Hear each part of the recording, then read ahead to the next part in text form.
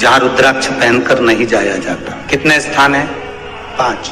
और रुद्राक्ष को 5 स्थान पर पहनकर नहीं जाते।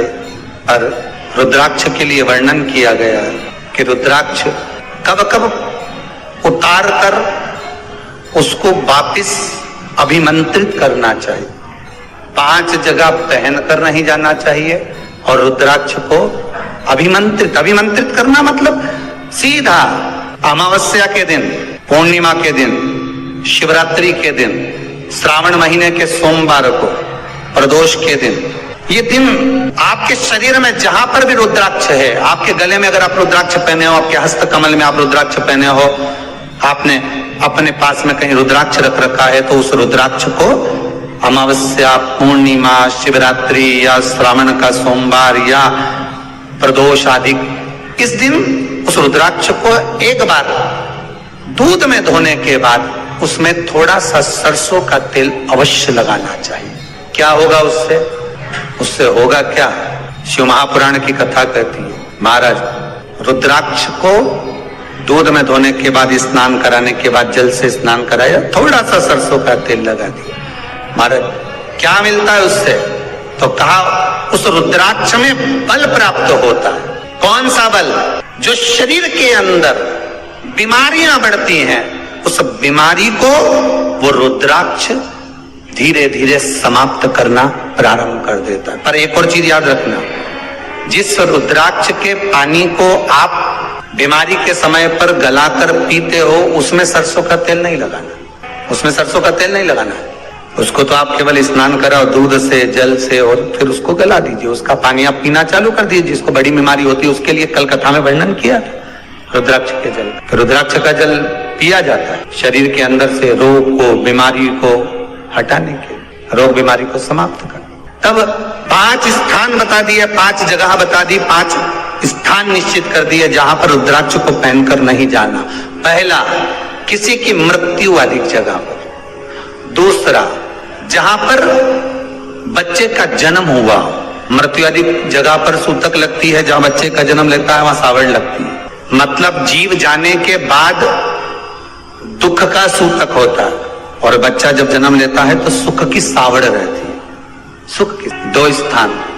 तृतीय स्थान, तीसरा स्थान दिया जहां पर वैश्यावृत्ति होती हो या महाराज मदिरा का पान होता हो, उस स्थान पर रुद्राक्ष को नहीं ले जाया जाता। चौथा स्थान रुद्राक्ष के लिए कहा गया, जिस स्थान पर आपको ज्ञात नहीं है और आपको लगता है कि ये स्थान अज्ञात है, यहाँ पर कई जगह पर कुछ जीवों की हत्या हुई है या किसी जीव को नष्ट किया गया है, उस स्थान पर रुद्राक्ष को नहीं ले जाना चाहिए। 5वां, महाराज आपके रुद्राक्ष का जहां अपमान हो रहा है, अपमान से समझ में आ रही है ना आपको बात? एक आय को ढोंग प्रपंच में पढ़ा है, कौन ने कहा इतने रुद्राक्ष धारण कर ले? कौन ने कहा है? क्यों ढोंग प्रपंच में पढ़ा है? अगर हम रुद्राक्ष गले में पहन लेते और नारी का रजस्वला धर्म आ जाता है, रजो धर्म का समय आ जाता है, वो रुद्राक्ष हम गले में धारण कर कर रखते हैं, तो वो रुद्राक्ष क्या वो बेकार हो जाता है? पहले एक बात बहुत अच्छे से समझ में, आप सन्यासी हो, जम के बोलो जरा, आप तपस्वी हो, आप साधक हो, आप उपासक हो, या आप बैरागी हो, आप एक गृहस्थी हो, घर में रहने वाली माँ गोदी में रखा हुआ बालक अगर गंदगी भी कर दे, पूरे कपड़े को भी बिगाड़ दे, तो माँ बच्चे का कपड़ा बदल देती है, और बदल कर माँ को ये जरूरी नहीं है कि उसको साड़ी बदलना, उसको कपड़े बदलना या उसको फिर नहाना।